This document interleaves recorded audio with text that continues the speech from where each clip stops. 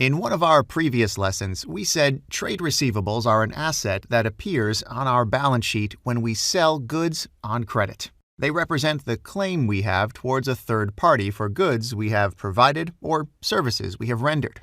The way things work in practice is that if Jane buys goods from Company X, she will receive an invoice issued by Company X, stating the amount of goods that have been purchased, the date when they have been ordered and delivered, the amount to be paid, and the deadline for such payment.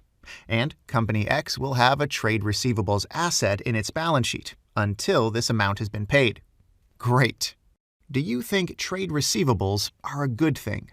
It is nice to expect a payment from someone, isn't it? But it's even nicer to have the money in your pocket. Trade receivables are a significant investment for many companies. If Company X allows its customers to buy on credit and to pay in a few months' time, then this represents a form of investment. The money is locked in because clients who purchase continuously will always owe the firm a given amount of money. And given that, in the world of finance, money has a cost, high receivables figures are far from optimal. Right, that's clear. We have to be careful with the amount of trade receivables on our balance sheet. But what does it depend on? Which are the main factors that influence its development? Well, first, the more we sell, the higher our receivables will be, all else being equal. And if we sell mostly on credit, we'll have even higher receivables.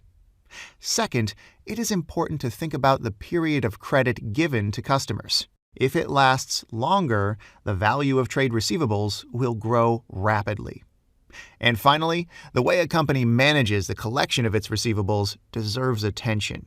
If Company X does a poor job contacting its clients and notifying them that they have not paid the amount they owe, receivables will grow. They will also increase in the case of delays in shipments, invoicing, and other operating issues, which can easily be resolved with implementing an efficient ERP system, as we already discussed.